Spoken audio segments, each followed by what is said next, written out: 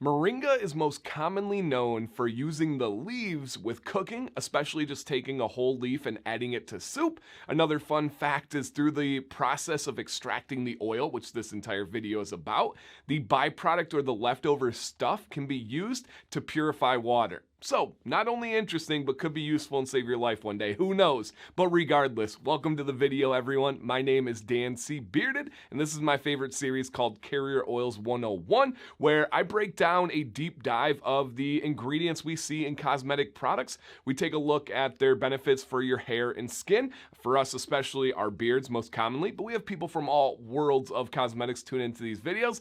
We also look at the history, the where are they from, and ultimately, do I recommend this ingredient in the products that you guys see on the shelves or buy online. So if that sounds good to you, I do have an entire playlist dedicated to the different oils that I've covered over the last almost 4 years with this series. I would be honored if you checked out some other ones. And if this sounds good, if it sounds like you like this, please consider subscribing to the channel, and everybody hitting a thumbs up right now. We're gonna check out the intro and then we'll get into all the fascinating info.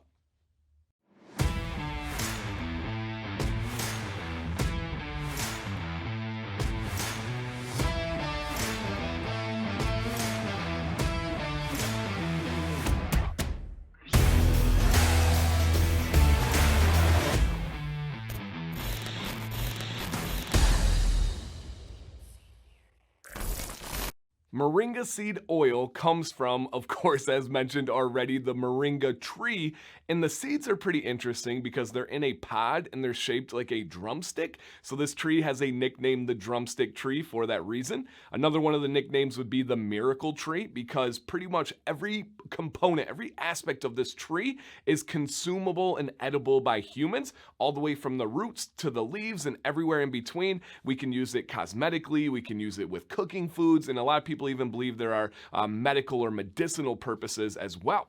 Now, this tree is native to the Himalayan mountains in northern India, and still to this day, India is by far the leading producer of moringa seed oil, but it has spread out throughout the world. In the United States, Hawaii is leading the way, but we do believe that there's going to be a market, and I personally think it's going to start to explode. I think it'll be in the Pacific Northwest first, and then it'll work its way out to the Midwest and the East Coast. I think this is an oil that is going to be on the come up, and we'll see why in this video. Now, historically speaking, the first reference that we can find of moringa seed oil dates all the way back to 1400 BC. Now, to give you a perspective of how long ago that is, right now we are in 2022 at the time of making this video. On a number line, that would be positive 2022 years. This dates back to a negative 1400 years. We're talking almost 3,500-year-old oil, and it was first cited by the ancient Egyptians. Of course, they found all the cool stuff first, and they used it on their skin and in cosmetics, mainly for anti-aging purposes. They thought it got rid of wrinkles. They thought it was just really fantastic for your skin and hair. They were right. And then the last thing is there's even legends of warriors drinking the oil before battle because they thought it gave them energy, and they thought it relieved them from stress and pain of battle. That's taking it to the next level. That is super cool. Ancient Egyptian history mixed with the Himalaya mountains. Man, I love this stuff. To begin, moringa seed oil checks all the boxes that we hope and wish for, has a makeup of about 40% fatty acids, the good fatty acids that we want. It also has fantastic proteins that are key when you're looking to have a well-balanced blend. It has all the ABC vitamins that we really need in our cosmetics. And if you want a not-so-light read, I have linked a peer-reviewed journal specifically on this oil down in the description. Feel free to check it out. Now, this oil is wonderful because it's one of the few that is equally as good for your skin and the hair. Now, that is super rare and fantastic.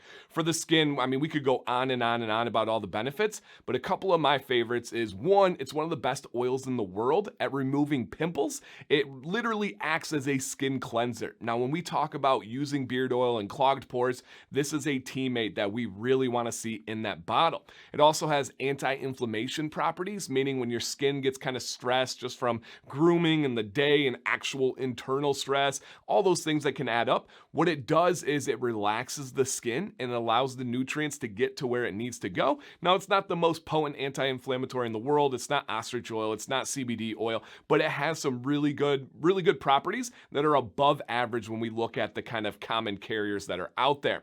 Above all, for your skin though, it's just going to soften and smooth. It is one of the best at that. Now for your hair, it has a good equal parts of locking in moisture, but penetrating into the hair and giving it nutrients from within. This is just all around a fantastic oil for skin and hair. Could not be happier with those benefits. And like I said, I could go on and on and on about them, but those are the key ones for me. Do I recommend this ingredient on your product list, whether you are a consumer looking at products or you're a manufacturer, a creator, and you're putting your blends together? You guys can tell, of course I do. I love this one. It's one of the closest oils out there to our natural sebum oil, so well that your body will kind of register it as sebum oil and will balance accordingly. Whether you have too much oil, you have too little oil, that is awesome. But there are some important pieces of information you should know. First off, you do want to make sure you are getting cold pressed moringa seed oil. As that has spread out throughout the world and competition has grown, there are cheaper and worse extraction and faster methods out there. Those are not as good, right? Ask the supplier, of course. And then there's one simple way to tell: the color. The color should be a pale yellow color. Should not be a really rich dark yellow, but it should not be clear either. It should be somewhere in between. The different extraction methods are going to give you different colors. You don't want that. Now, some additional information you should know: it has a shelf life of 3 to 5 years. Wonderful. That is about as good as it gets. We actually don't even usually see any ratings more than 5 years. Even if some have never expired, are still good on the shelf 50 years later, it's usually 3 to 5 is like the gold star that's out there. And then just an additional kind of interesting but could be potentially helpful is moringa seed oil will solidify at cold temperatures. So if there is shipping in the wintertime or you put it in a fridge for storage, understand it will go into like a milky solid-like state. That's perfectly fine. There's some sources online that'll say that's bad for it's breaking it down. No, it's totally fine. Just set it out at room temperature, let it sit for a half hour, should be back to normal. Shake it up, always shake up your oils, and then you should be good to go. Whether it's in your products or that is the sole ingredient that you're working with, no worries there. If it comes out like a little bit solid, like Dan didn't say, yeah, you're good. Absolutely love this one. I think I grabbed one oil. I went through my stash, my collection right now. I know there are more out there that I am forgetting that I did not see. I know you guys will help me out. But the one that I love and that I use a lot would be the Bearded Mac. Now, this is not sponsored. They don't even know I'm making this video, but the moringa seed is one of the carriers in this.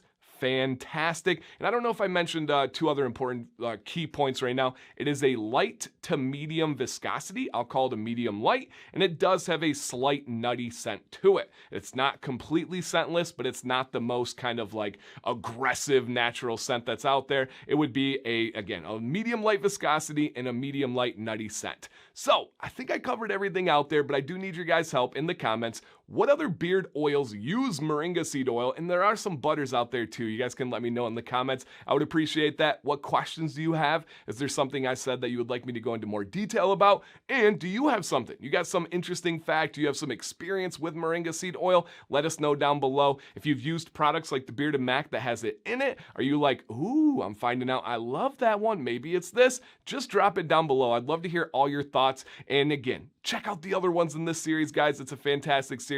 2022, we are back. We're going to roll out some other ones. I've got a long list of carriers I want to cover, and then we're getting into butters, and then who knows? The possibilities are endless, you guys. Thank you for watching today, especially if you watched to the end. Dan C. Bearded, stay bearded, and stay positive.